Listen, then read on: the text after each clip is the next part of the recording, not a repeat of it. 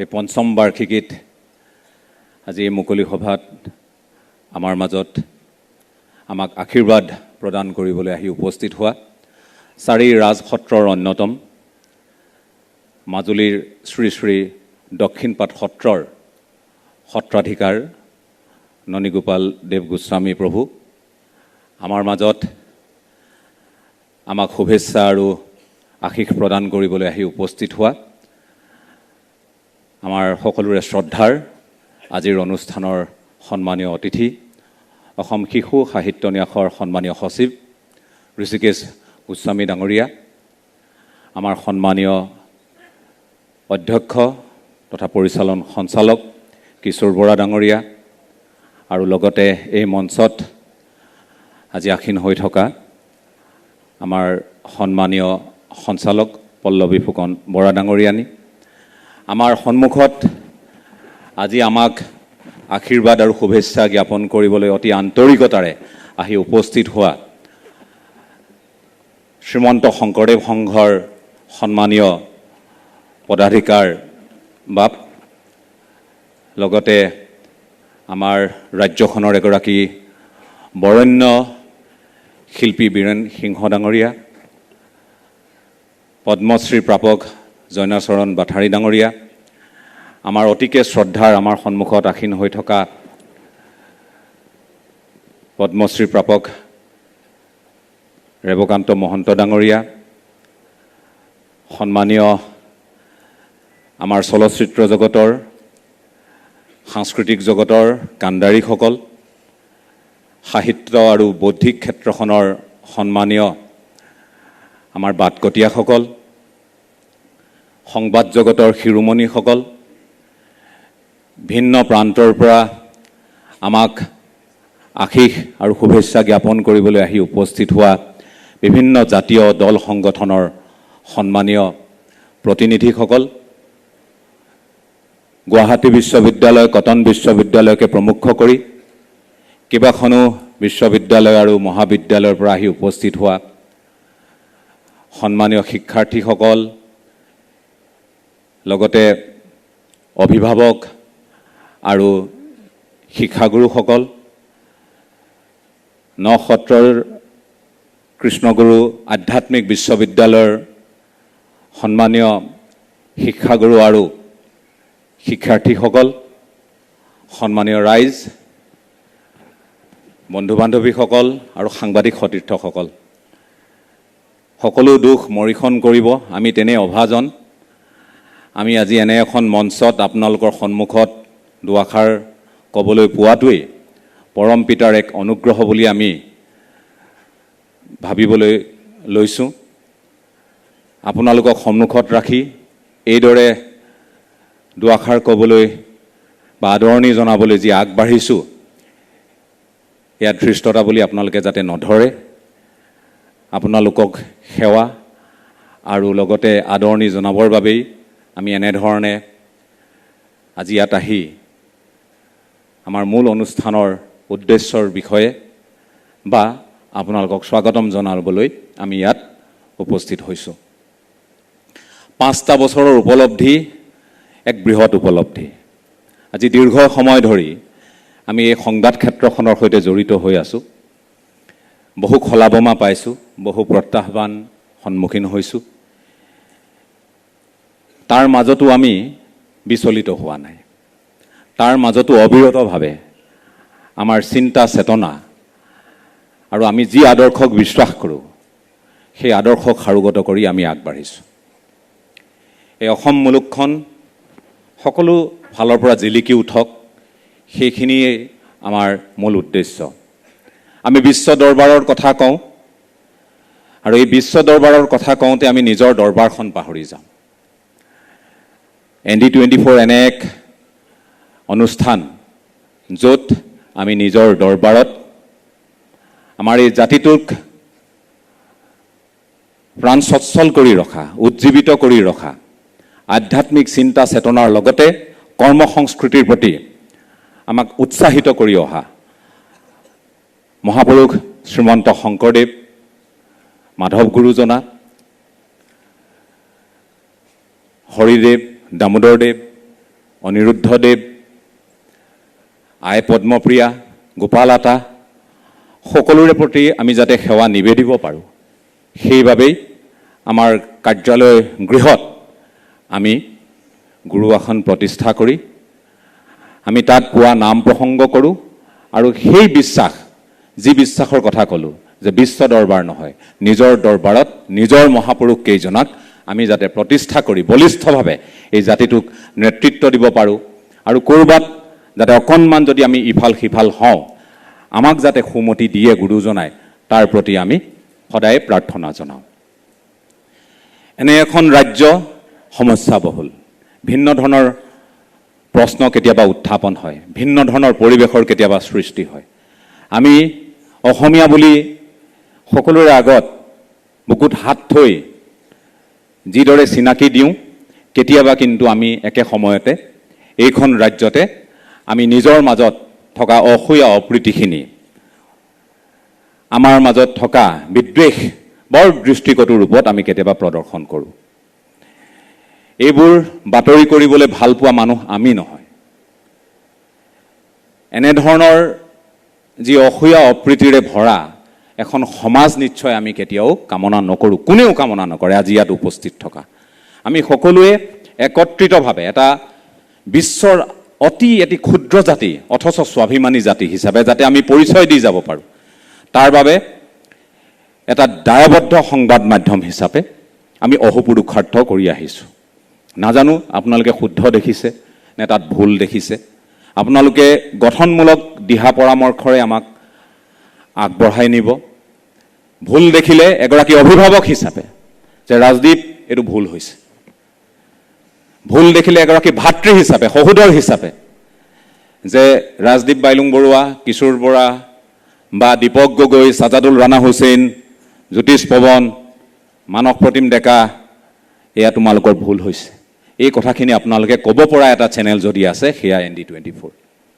এয়া অতি বিশ্বাসেৰে ক'ব পাৰে। আৰু আজি আমাৰ মাজত যিহেতু সন্মানীয় এগৰাকী অতিথি আছে, তেখেতৰ কথা আমি নিশ্চয় শুনিম, কিন্তু তেখেতক দুআষাৰ কোৱাৰ প্ৰয়োজন বোধ কৰিছোঁ। स्वागत है आपका सुमित अवस्थी जी, बहुत बहुत स्वागत। क्योंकि पहली दफ़ा आपसे बात हुआ और तुरंत आपने बोला कि मैं आपको 1-8 घंटे में बोलता हूँ, मैं जा पाऊँगा कि नहीं। उसके बाद आपने सहमति जताई और यह हमारा परम सौभाग्य है कि आज आप यहाँ पे एक कीनोट स्पीकर की तहत हमारे बीच मौजूद है। जब हम आ रहे थे, मैंने आपको बोला ये आसाम जो राज्य है, महाराज भास्कर बर्मन के राज्य है, महाराज पृथु के ये राज्य है, ये साओलुंग सुकाफा का राज्य है, ये महाराज नरनारायण सिलाराय बीर लाचित बरफुकन का आसाम है, माँ कामाख्या, माँ बोगला का आसाम ये। इस धरती पर आपका बहुत बहुत स्वागत है, क्योंकि पहली दफा आप आए हैं।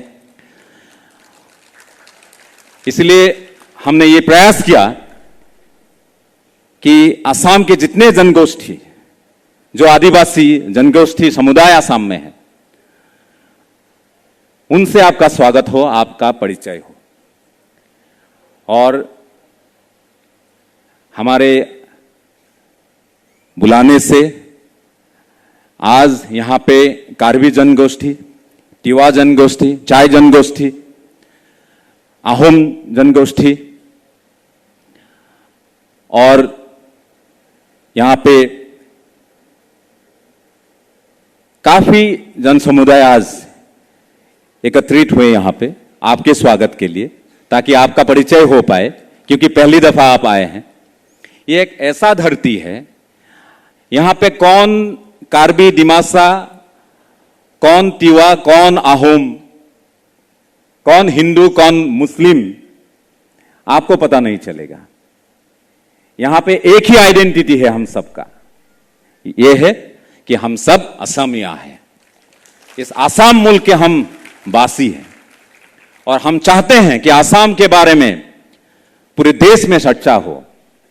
हालांकि ये प्रयास हमने पिछले कुछ सालों में देखे हैं कि आसाम लाचित बोरफुकन, महावीर शिलाराय, वीर नरनारायण, महापुरुष श्रीमंत शंकरदेव, माधवदेव, हरिदेव, दामोदर देव, गोपालाता देव, अनिरुद्ध देव, आय पद्मप्रिया, सबके बारे में सबको बताने की जो कोशिश है, सबको समझाने की जो कोशिश है, वो जारी है।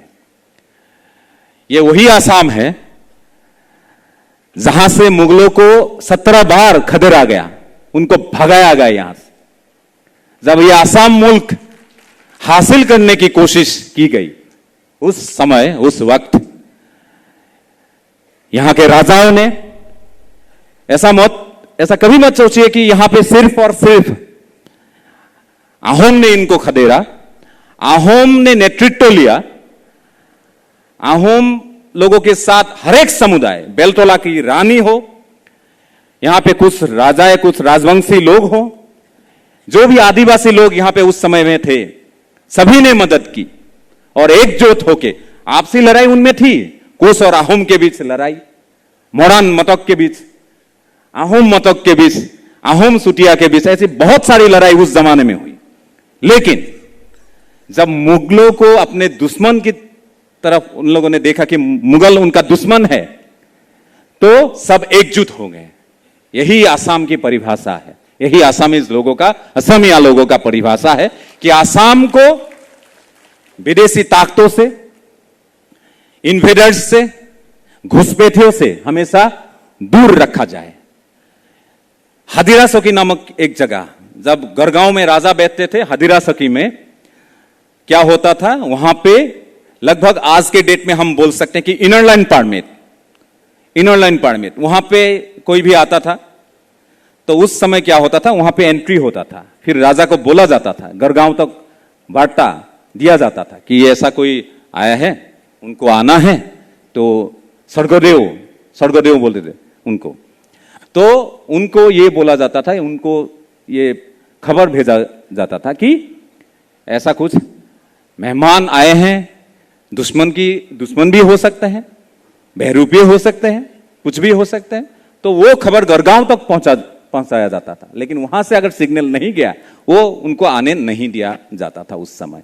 ऐसा एक व्यवस्था उस समय थी। गढ़गांव गढ़ से घेरा हुआ एक, एक्चुअली गांव नहीं है वो वहां पे राजधानी, गढ़गांव काफी समय राजधानी रहा हम लोगों का। तो वो ऐसा एक, वो टोप से भी आप भेद नहीं कर सकते, ऐसा एक स्ट्रक्चर वहां पे बनाया गया था। वैसे ही कुछ राजाओं ने भी, कुछ राजवंशी जो समुदाय के बारे में आपको मैं आते हुए बोला, उन लोगों ने भी अपना पराक्रम दिखाया। कमतापुर उनका राज्य, बांग्लादेश तक आज कुछ राजवंशी लोग फैले हुए हैं। पश्चिम बंगाल में, नॉर्थ बंगाल में कुछ राजवंशी लोग फैले हुए हैं। इतना बड़ा समुदाय है, उनको आज आपने देखा, मैं भूल गया था, कुछ राजवंशी समुदाय से भी लोग थे वहां पे, अपना जो उनका सांस्कृतिक परिभाषा और परिक्रमा आपको दिखाया। तो ऐसा एक देश आसाम, बॉर्डर है यहां पे, बांग्लादेश का बॉर्डर है, घुसपैठिया जहां से आते हैं।